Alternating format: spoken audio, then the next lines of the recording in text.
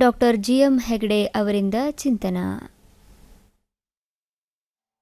ಇಂದು ಜಗತ್ತಿನಾದ್ಯಂತ ವಿಶ್ವ ಜನಸಂಖ್ಯಾ ದಿನವನ್ನು ಆಚರಿಸಲಾಗುತ್ತಿದೆ.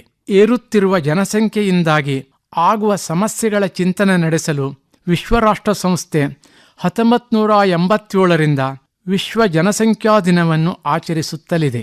ಜನಸಂಖ್ಯಾ ಸ್ಫೋಟ ಜಾಗತಿಕ ಸಮಸ್ಯೆಯಾಗಿದೆ. ಸ್ವಾತಂತ್ರ್ಯ ಪೂರ್ವದಲ್ಲಿ ಭಾರತದ ಜನಸಂಖ್ಯೆ 33 ಕೋಟಿ ಆದಾಗ ವರಕವಿ ಬೇಂದ್ರೆಯವರು ಮಕ್ಕಳಿವರೇ ನಮ್ಮ 33 ಕೋಟಿ 33 ಕೋಟಿ ಬಯಕೆಗಳು ಬಸಿರುಗಳು ಹಡೆದೆದ್ದು ಹಿಂಗಿದ್ದು 33 ಕೋಟಿ ಸೂಲಗಳು 33 ಕೋಟಿ ಎಂದು ಉದ್ಗರಿಸಿದರು. ಭಾರತದ ಜನರ ಬಡತನ, ನಿರುದ್ಯೋಗ, ಸಂಕಟವನ್ನು ನೋಡಿ ಕವಿ ಜೀವ ಮರುಗಿ ತಳಮಳಗೊಂಡು ಬರೆದಂಥ 33 ಕೋಟಿ ಕವಿತೆ ಆ ಕಾಲದ ರಾಷ್ಟ್ರೀಯ ಸಮಸ್ಯೆಯನ್ನು ನಮ್ಮ ಮುಂದೆ ಇಡುತ್ತದೆ. ವಿಶ್ವದ ಜನಸಂಖ್ಯಾ ಸ್ಫೋಟದ ದೇಶಗಳಲ್ಲಿ ಚೀನಾ ಬಿಟ್ಟರೆ ಭಾರತವೇ ಮುಂಚೂಣಿಯಲ್ಲಿದೆ. ಒಂದು ಕಾಲದಲ್ಲಿ ಜನರು ಸಾಂಕ್ರಾಮಿಕ ರೋಗ ರುಜಿನಗಳಿಂದ ಸಾವನ್ನಪ್ಪುತ್ತಾ ಇದ್ದರು. ಆದರೆ ಈಗ ವೈದ್ಯಕೀಯ ಜಗತ್ತಿನ ಮುನ್ನಡೆಯಿಂದಾಗಿ ಸಾವಿನ ಸಂಖ್ಯೆ ಇಳಿಮುಖವಾಗಿ ಜನನ ಸಂಖ್ಯೆ ಏರುಗತಿಯಲ್ಲಿ ಸಾಗುತ್ತಿದೆ.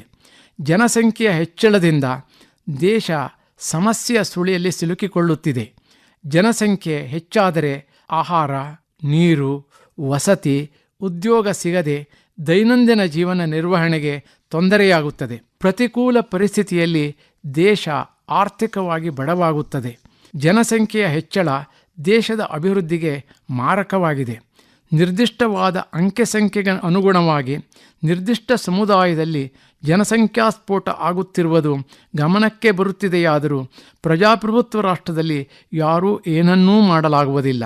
ಭಾರತ, ಚೈನಾದಷ್ಟೇ ಏಕೆ ವಿಶ್ವದ 10 ಅಭಿವೃದ್ಧಿಶೀಲ ರಾಷ್ಟ್ರಗಳು ಜನಸಂಖ್ಯಾ ಹೆಚ್ಚಳದ ಪರಿಣಾಮಗಳನ್ನು ಕಾಣುತ್ತಿರುವುದನ್ನು ನಾವು ನೋಡ್ತೇವೆ.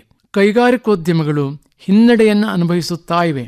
ದೇಶದಲ್ಲಿ ವಿದ್ಯುತ್ತಿನ ಅಭಾವ ಆಗುತ್ತಾ ಇದೆ. ಇಂಧನಗಳ ಕೊರತೆ ಆಗ್ತದೆ.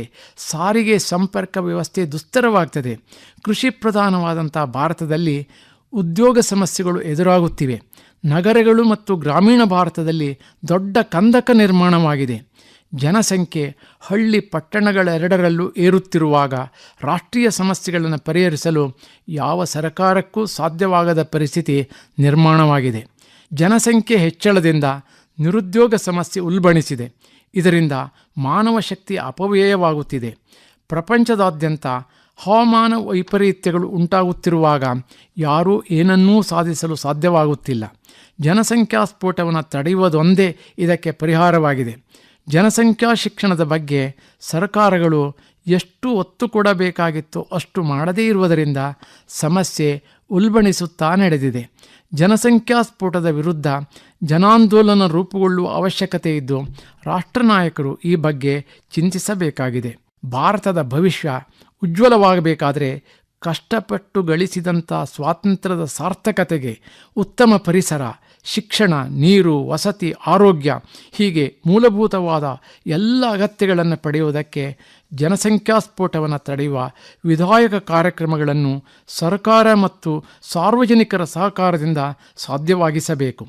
ವಿಶ್ವ ಜನಸಂಖ್ಯಾ ದಿನ ಜನಜಾಗೃತಿಯ ಮಹಾಪರ್ವವಾಗಲಿ ಎಂದು ನಾವು ಈಗ ಹಾರೈಸಬೇಕಾಗಿದೆ.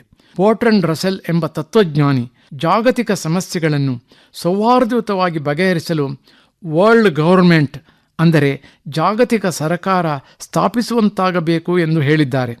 ಜನಸಂಖ್ಯಾ ಸ್ಫೋಟವನ್ನು ತಡೆಯಲು ದೇಶದ ಎಲ್ಲ ರಾಜಕೀಯ ಪಕ್ಷಗಳು ತಮ್ಮ ತತ್ವ ಸಿದ್ಧಾಂತಗಳನ್ನು ಬಿಟ್ಟು ಪ್ರಜಾಹಿತಕ್ಕಾಗಿ ಜನಸಂಖ್ಯಾ ಸ್ಫೋಟದಂಥ ಗಂಭೀರ ಸಮಸ್ಯೆ ನಿವಾರಣೆಗೆ ಸಾರ್ವಕಾಲಿಕ ಕ್ರಿಯಾಯೋಜನೆಗಳನ್ನು ಜಾರಿಗೊಳಿಸುವುದು ಈಗ ಅತ್ಯಂತ ಪ್ರಸ್ತುತವಾಗಿದೆ. ಜನಸಂಖ್ಯಾ ಸ್ಫೋಟವನ್ನು ತಡೆಯುವುದೇ ನಮ್ಮ ಮೊದಲ ಆದ್ಯತೆಯಾಗಬೇಕು ಅಂತ ಈ ಸಂದರ್ಭದಲ್ಲಿ ನಾವು ಆಶಿಸುತ್ತೇವೆ.